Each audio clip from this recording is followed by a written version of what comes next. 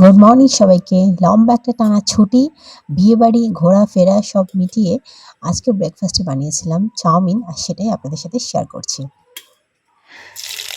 Basically chowmein যে আমি একাই বানাতে পারি এমনটা তো নয়, আপনারা সবাই বানাতে পারেন। তবে আমি নিজের মতন করে চাউমিন বানাই আর আপনাদের সাথে শেয়ার করি, গল্প করি। এইটা হচ্ছে ব্যাপার। আর আজকের চাউমিনে ছিল আ যেরকম নরমালি হয় বাড়িতে ডিম চাউমিন, এগ চাউমিন যেটা সেটাই। আমি একটু বাদাম দিয়েছিলাম, চিনে বাদাম, সেটাকে আমি ভেজে তুলে রেখেছি। আর চাউমিনটাও আমি সেদ্ধ করে তুলে রেখেছিলাম জল ঝরিয়ে। আর তারপর সমস্ত ভেজিস গুলোকে একটু ভেজে আর একটু নুন দিয়ে সেদ্ধ করতে দেবো হালকা করে। আমি ইন্ডাকশনে রান্না করছি। বুঝতেই পারছেন গ্যাসের যা অবস্থা। আমার বাড়িতে সত্যিই গ্যাস নেই।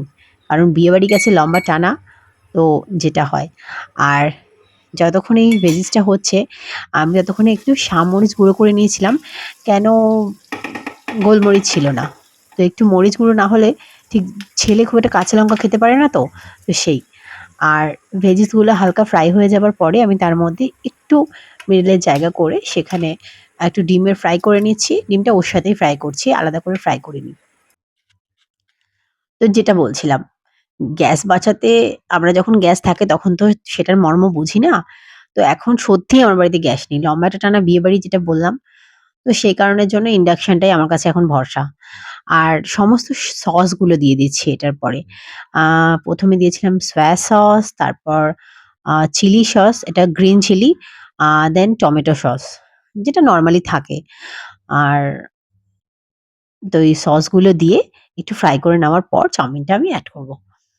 তো বাধ্য হয়ে আমাকে ননস্টিকের কড়াইটা কিনতে হলো বাধ্য হয়ে। কারণ আমি ননস্টিকের কড়াই নষ্ট করে ফেলেছি ইউজ করতে, করতে। তো সেটার প্রয়োজন পড়েনি বলে কখনো আর কেনা হয়ে ওঠেনি। তো বাধ্য হয়ে আমাকে কিনতে হলো এখন। কারণ গ্যাসের যে অবস্থা আমি তো রান্না করে খেতে পারব না। তো এটা ভালো করে এর সাথে মিশিয়ে নেওয়ার পরে আমি সামরিচ গুঁড়োটা এর সাথে এড করেছিলাম। আমার অ্যাকচুয়ালি গোলমরিচ ভীষণ পছন্দ। কিন্তু সেটা না থাকায় সামরিচ গুঁড়োটা একই রকম টেস্ট দেবে আর কিছুই না, কালারটা হবে না।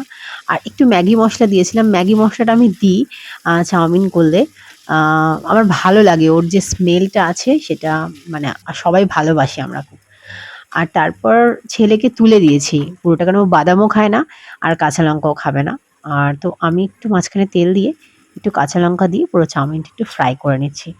আর এই যে বাদাম তুলে রেখেছিলাম হালকা করে, নুন দিয়ে রেখেছিলাম, বেশ মুচমুচে হয়ে গেছে। তারপরে বাদামটা ওর সাথে এড করে দিচ্ছি।